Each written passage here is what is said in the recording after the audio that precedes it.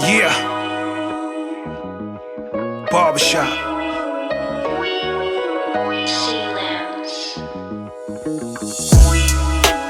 You see, it ain't nothing worse than a man-child. And what I mean by that... So people, it's Killem Dafoe. So today I am doing a sample breakdown. Recently, my sample praises that I put up on Instagram around the end of September time was used by Lance on his newest tape with Payne, and it was used on a track called Manchild. So today I'm going to be breaking down all the different elements, what I did, and giving a little bit of insight, maybe some tips, and basically showing you some of the processing of this sample. This sample is deceptively simple, and it doesn't really have much processing going on. It's pretty raw, but I love the idea and I love the sound of it. So let's get to it. So here, obviously you can see it says tape stems. So what I did with each element of the track is I ran it through my Akai 4000 DS reel to reel. So I sent each separate element out to the tape machine, recorded them back in, and you've got the track basically. So you're gonna have to bear with me. So I'm recording on this voice track here because I'm still trying to figure out OBS.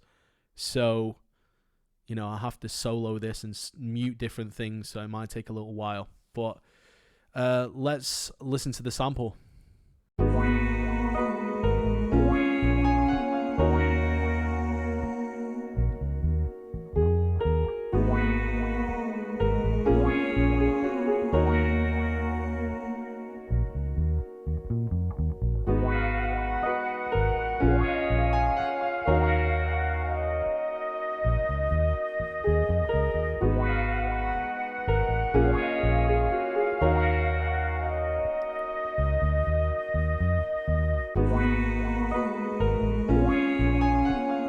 Okay, so that's it. So I think the original sample, maybe the one I exported, I think I might have sped it up a little bit.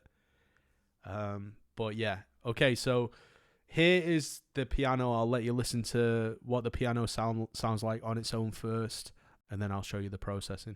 So, right, let's listen to the piano on its own.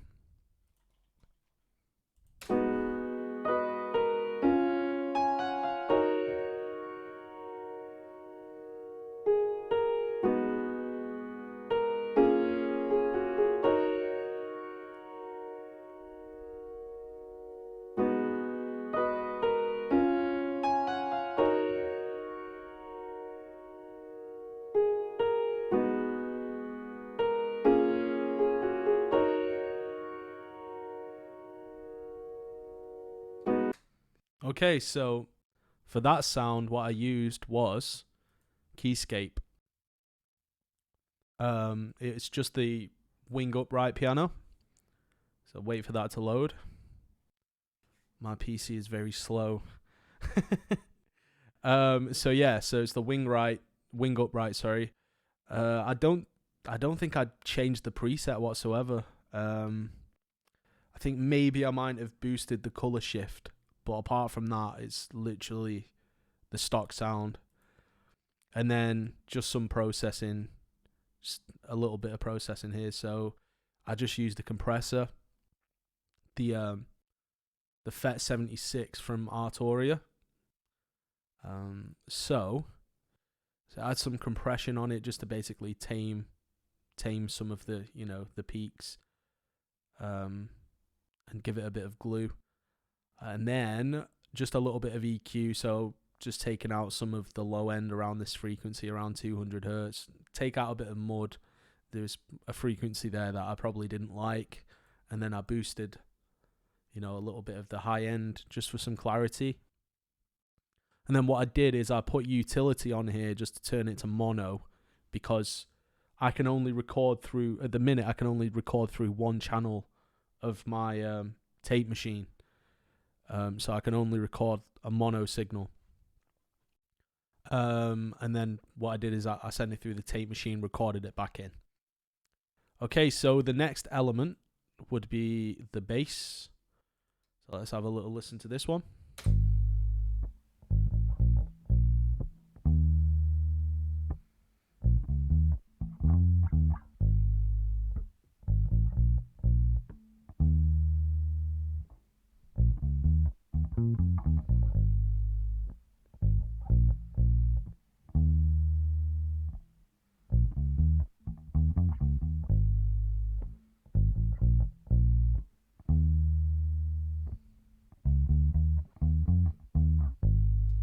Okay, so that's the bass.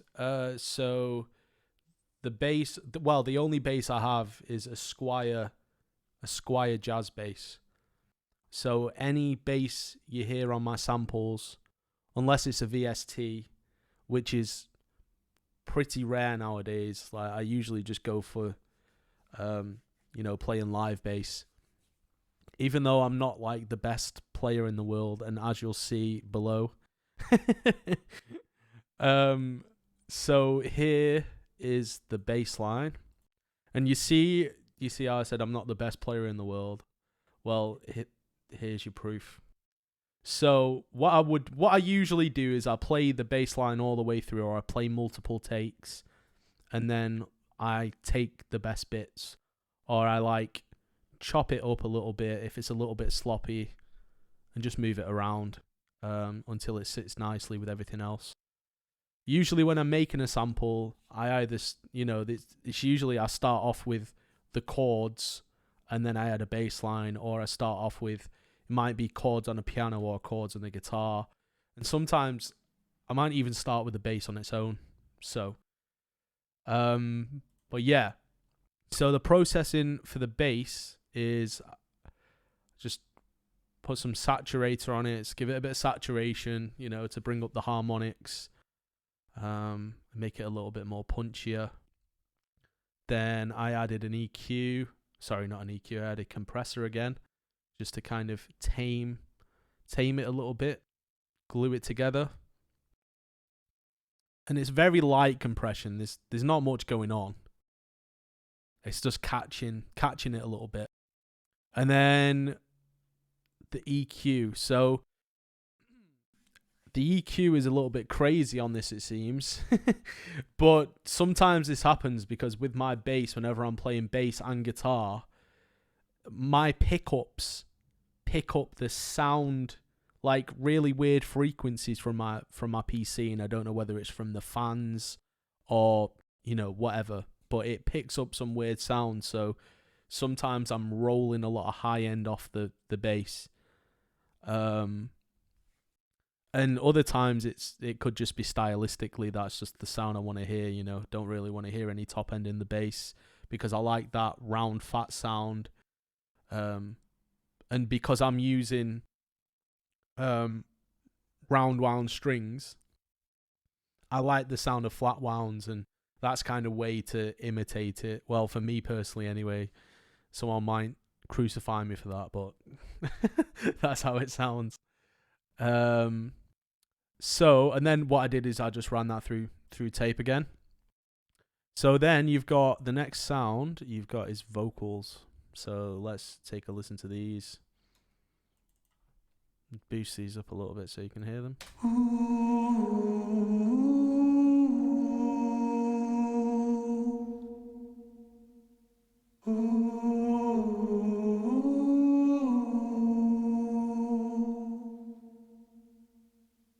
Simple stuff. So the vocals, let's go down here. And I think the vocals are here. So I should really rename these things. I'm really bad for stuff like this.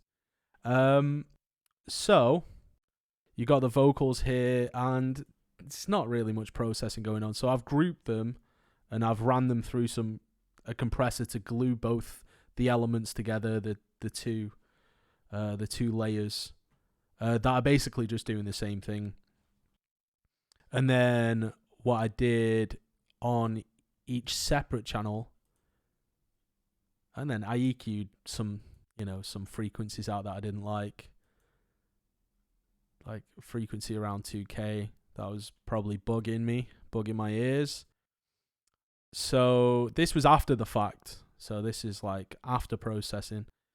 And then for the top layer, just an EQ, and I boosted some of the highs just to give it a little bit more presence. Then I used the RevPlate 140 from Arturia, which is a great plugin. It's good for that old school sound. Because usually in soul music, there was only a certain amount. There wasn't any digital reverb. You've got to think back in the day. There wasn't any. There weren't no digital reverbs, not until well later, maybe late 70s, early 80s, something like that. I don't know the exact dates, but so usually they would have like a plate reverb or a spring reverb or a room reverb. So that just means the studio sound, and that's where they would usually get the reverb from. So after that, what I did was then added the guitar. Oh no, the flute. Sorry. So I think for the flute. So let's listen to it first, and then I'll tell you what the flute's from.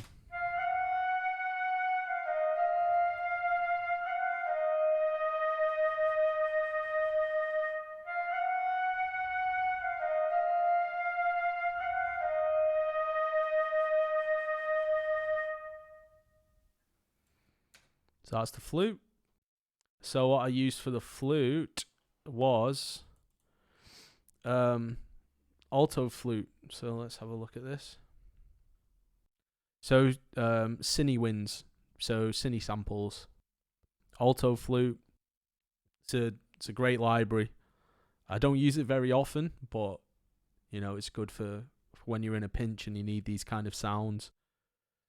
So there's hardly any processing on this whatsoever. So I just use some Pro Q to kind of. So there's the only thing with this plugin is there's a lot of.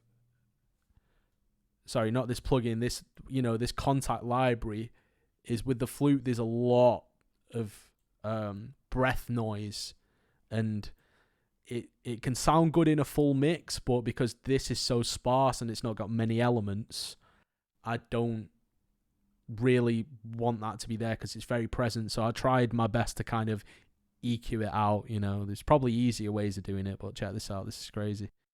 But yeah, so after that was then sent through tape, and that's the sound we've got. And then the last thing I added was wah guitar. So check this out.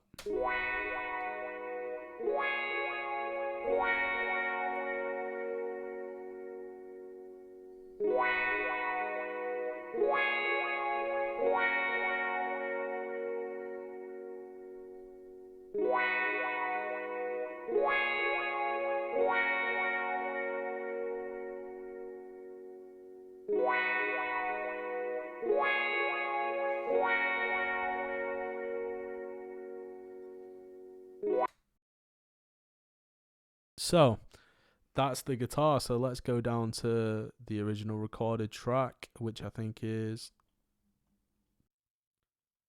where it is here. So this is the guitar. So what I did, before sending it through tape, I used an amp simulator, which is Amplitude 5. This is, the amp simulator that I always use. So it's going through a super reverb amp, Fender Super Reverb. And then I think I've turned the reverb off. It might have a little smidgen, but and then it also has speed and intensity on the amp, but I chose not to use that. And then what I did after that is then I went through and added a wah, which is the archetype Corey Wong. So this is an amp simulator as well, but what I've done is I've turned all the amp off and turned all the effects off and everything, so there's nothing on aside from the auto wah. So then what you do when you then mess with the sensitivity, and that kind of dictates like how fast the wah moves, and so Then added that. Then ran it through some compression again, just to glue it together. And then FabFilter Pro Q, which looks like it's doing absolutely nothing.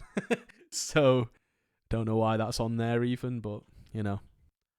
And then, that is the sample. So, there's 5 elements. Yep. 1, 2, 3, 4, 5. 5 elements in the whole sample. Really simple. And, you know, sometimes that's just doesn't need to be complicated. And especially like when you're making soul samples, you've got to think in terms of the context of a band. So imagine this was all being recorded live in the same room together and being tracked. You know, usually they wouldn't be like 20 plus members in a band like Earth, Wind and Fire or something. It would usually be like 4 or 5 people, maybe a bassist, guitarist, you know, pianist, a flute player. So, and then maybe a couple of members of the band would be doing backing vocals at the same time as well. So just when you're making these samples, you just got to think in mind of the context of a band. And I think that then makes it more realistic. But you can go crazy as well. There's no rules. It's just something to think about when you're making these types of samples. So yeah, that was the breakdown. It's super simple, and I plan to do more breakdowns. Just got to give me a little bit of time. I've got so much stuff going on at the minute, but I think I'm going to start setting up a Patreon soon, also, where I'll do more of these breakdowns, and yeah. So I'll keep everyone posted on that one. So take care, guys. Go and stream that track by RJ Payne and C Lance. Go and stream the album even. Take care, guys. Peace out.